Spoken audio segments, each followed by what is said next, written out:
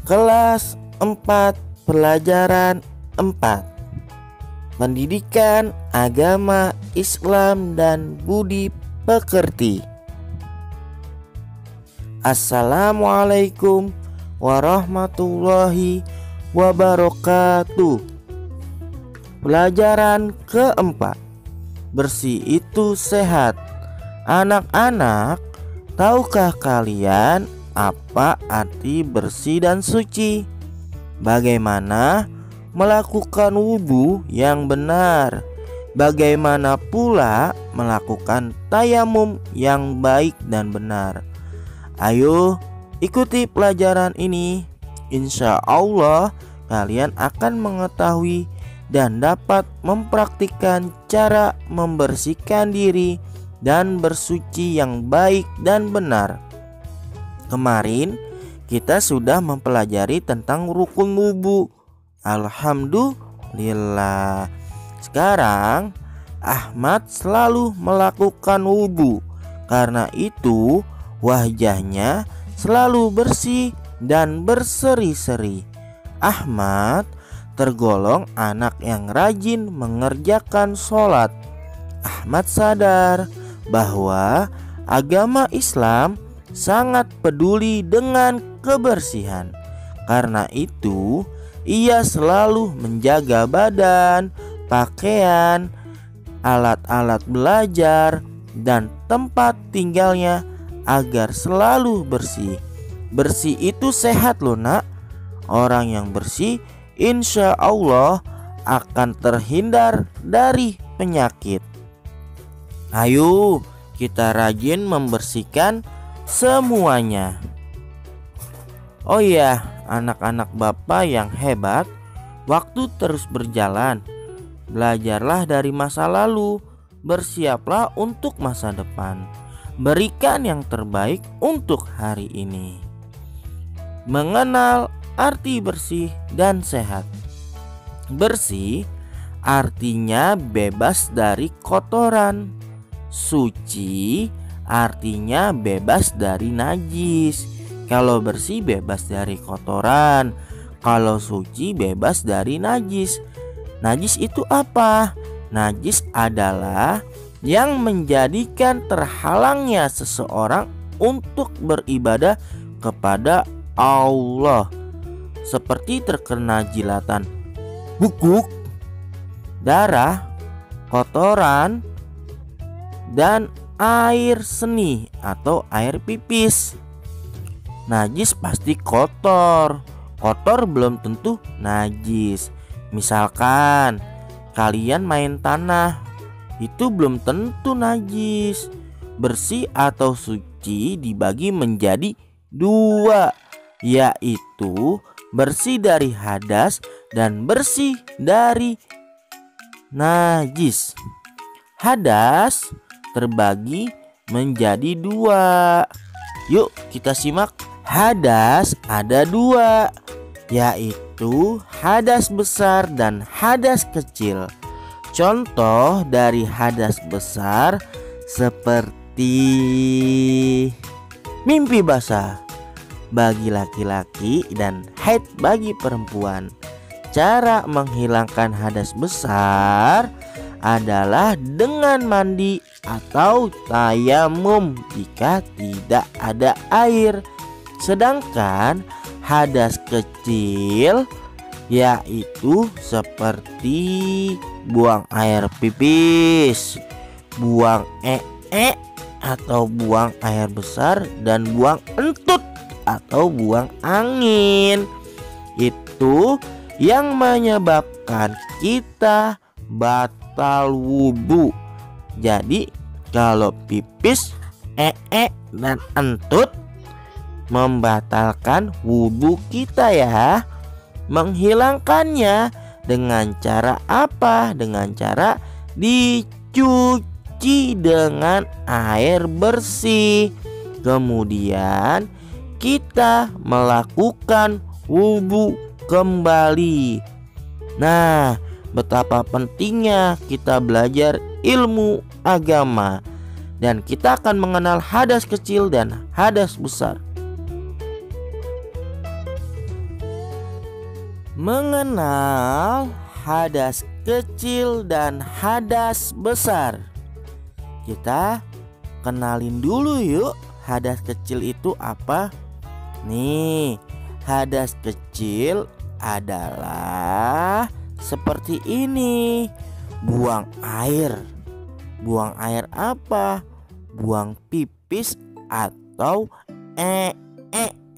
buang air kecil atau buang air besar. Lalu hadas kecil pun buang entut, buang angin. Hadas-hadas kecil ini menyebabkan kita batal wudhu. Jadi kalau kita punya air wudhu, lagi mau sholat atau lagi mau baca Al-Quran atau lagi memelihara wudhu, terus kita atau kita pipis. Kalau pasti pipis, kalau pipis belum tentu ya ga? Terus kita entut, ya udah batal deh wudhu kita. Terus cara menghilangkannya bagaimana? Caranya harus cebok dengan air bersih. Lalu kita wudhu lagi. Baru dah kita bebas dari hadas kecil. Yang kedua, hadas besar. Nih. Hadas besar seperti mimpi basah bagi laki-laki dan haid bagi perempuan. Cara menghilangkannya harus mandi. Nah, mandi junub namanya atau mandi wajib. Itu pun harus sesuai dengan ilmu agama. Makanya sangatlah penting untuk kita belajar ilmu agama. Kalau kita tidak bisa membersihkan hadas besar, walaupun badan kita wangi pakai minyak wangi dari Eropa atau dari Afrika, tetap aja nanti sholat kita tidak akan sah. Kita harus tahu air yang bisa mengangkat hadas. Kita harus tahu cara-caranya bagaimana. Kita harus tahu bagaimana kita harus tahu. Kita harus belajar agama.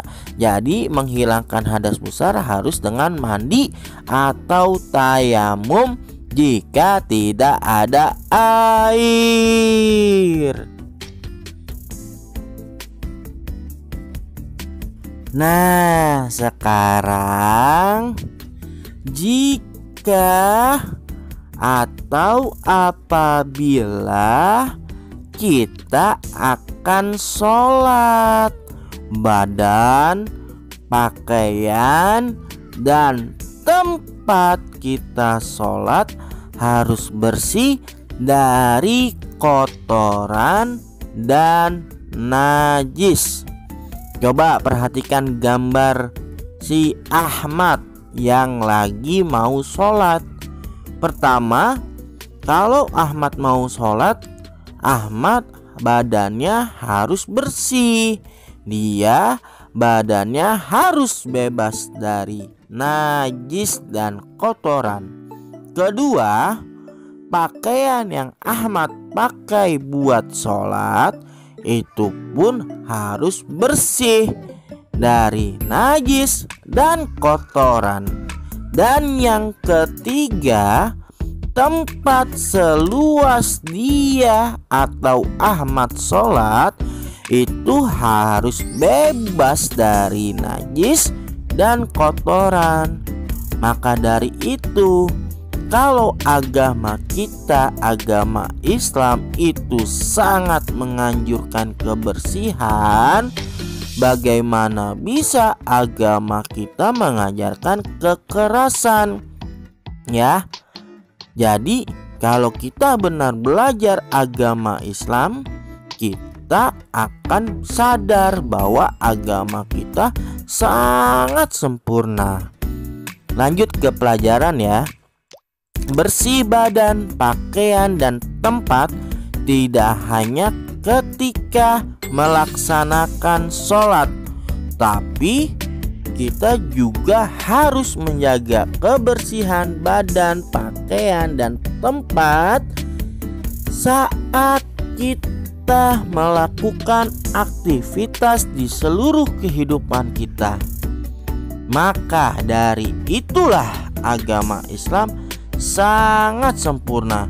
Menjaga kebersihan adalah pangkal kesehatan. Menjaga kebersihan itu bisa membuat kita sehat, bisa membuat kita terhindar dari penyakit. Dan di luar sholat pun badan kita harus tetap bersih. Bersih pakaian artinya segala sesuatu yang kita pakai seperti baju, celana, peci atau topi, tas, sepatu, sepeda, bangku, meja, lemari, rumah, dan lain-lain. Bersih tempat seperti ruang tamu, ruang dapur, tempat tidur, tempat makan, tempat belajar, ruang kelas, tempat bermain, halaman, gudang, dapur, WC, kamar mandi, kantor RT, kantor RW, kantor lurah, kantor camat, kantor bupati, kantor wali kota, kantor presiden pun harus bersih dan lain-lain. Jadi Islam itu agama kita sangat menganjurkan kebersihan. Kalau kita bersih, kita bebas corona. Oke. Nah, sekarang sebelum masuk ke dalam pelajaran cara membersihkan najis, buat kalian nih yang mau lihat Rizky Bilar, tuh lihat di gambar, hidung mancung, pipi tebal, jidat lebar. Tolong dong subscribe ya, subscribe. Terima kasih. Nah, cara membersihkan najis. Cara membersihkan najis apabila kita terkena darah, air pipis dan harus menggunakan air mutlak. Air mutlak itu apa? Air mutlak tuh penting kita belajar agama, karena kita harus tahu macam-macam air. Sedikit Bapak jelaskan. Macam-macam air itu ada air mutlak, air suci mensucikan, ada air suci tidak mensucikan, dan juga ada air najis. Jadi kalau buat yang membersihkan najis, kita harus menggunakan air mutlak atau air suci mensucikan. Contoh air mutlak dalam pelajaran kita kali ini ialah air sumur atau air hujan. Padahal air mutlak itu ada 7. Nanti kita pelajari lain waktu ya. Nah, di gambar ada nih namanya siapa nih? Ayo kita kasih nama. Namanya siapa ya? Namanya Haryati. Haryati kainnya kena darah. Nah, si Haryati ini pengen bersihin kain yang terkena darah karena nanti kainnya jadi najis ya kalau masih ada darahnya. Si Haryati cara membersihkannya mengkucurkan pakai gayung air sumur ke kain yang kena najis. Jadi jangan kainnya dimasukin ke sumur. Kalau sumurnya nggak ada 2 kula, nanti bakalan najis. Jadi sumurnya harus lebih dari 2 kula kalau mau bersihin najis, atau pakai air keran. Nah, nantinya itu juga kainnya yang disamperi oleh air. Paham gak nih? Kalau nggak paham ya udah dah, diulang lagi ya. Jadi ada kain, si Haryati mau nyuci kain pakai air sumur. Nah, kain si Haryati tadi itu kena darah. Si kainnya itu jangan masukin ke sumur, tapi air sumurnya disiram pakai gayung ke kain yang kena darah. Oke dong. Nah, sekarang Sekarang cara cebok. Kita cebok sering ya. Terus bener gak nih cebok kita? Yuk kita belajar cara cebok yang benar. Cebok itu membersihkan atau pipis ya. Membersihkan atau pipis adalah salah satu cara membersihkannya najis yang sering kita lakukan. Cebok harus dilakukan setelah buang air kecil atau buang air besar. Ya iyalah, masa cebok nggak pipis nggak cebok? Cepirit kali, kalau cepirit cebok juga ya. Nah, cebok harus dilakukan dengan benar, oke? Lakukan cebok dengan benar sesuai tuntunan. Bagaimana caranya? Begini nih caranya. Cebok bisa kita lakukan menggunakan air mutlak, air suci yang mensucikan. Juga bisa dengan tisu, batu, atau benda kasar lainnya bila tidak ada air. Paham ya? Tapi kalau di sini kan kita ada air nih, alhamdulillah. Jadi kita cebok pakai air yang suci mensucikan, air yang mutlak. Kalau di sumur berarti harus lebih dari 2 kula. Terus kita cebok pakai tangan kiri. Cebok nih cebok pakai tangan kiri. Tok cebok. Air tangan kanannya buat nyiram. Terus tangan kirinya cebok. Bok begitu ya. Pakai sabun biar wangi, baunya hilang. Terus ada doanya loh. Doa cebok ya. Bismillahirrahmanirrahim. Tapi di dalam hati, jangan diucapkan karena kita cebok di kamar mandi. Bismillahirrahmanirrahim. Allahumma hasin farji minal fawahis wa tohir qalbi minan nifaq. Allahumma hasin farji minal fawahis wa tohir qalbi minan nifaq. Tuh doanya. Jadi kita beruntung sebenarnya kalau kita mau belajar ilmu agama. Selain cebok nggak boleh asal-asalan. Cebok ada tata caranya. Cebok pun ada doanya. Makanya Bapak menyarankan untuk kalian semua atau para pemirsa yang menyaksikan video ini, jangan pernah sekali-sekali tidak mengaji. Ngaji itu wajib, jeb. Kalau mau masuk surga wajib ngaji. Kalau enggak mau masuk surga terserah, nggak usah ngaji. Balik lagi ke pelajaran. Kalau doa yang ada di gambar itu doa masuk ke dalam kamar mandi. Masuk ke dalam kamar mandi. Doa masuk ke dalam kamar mandi ialah dalam hati. Bismillahirrahmanirrahim. Allahumma inni a'udzubika minal khubusi wal khaba'is. Ya Allah, sesungguhnya aku berlindung kepadamu dari segala kejahatan dan kotoran, dari segala gangguan setan laki-laki dan setan perempuan. Kamar mandi ada setan? Iya, ada lah. Karena tempat ngumpulnya setan ada di kamar mandi. Tapi kalau kita baca doa ini, setannya kabur, bur. Paham ya? Enak banget kalau kita belajar agama. Kita tahu mana yang benar dan mana yang salah. Sekian dulu pembelajaran dari Bapak kali ini. Aus dari tadi ngomong mulu, Bapak mau minum. Minum apa yang enak? Minum Sprite kali ya. Ya udah, semoga pelajaran kita kali ini dapat bermanfaat. Saran Bapak, tetap kita semua mengaji, menjaga kebersihan, pakai masker kalau kita keluar rumah.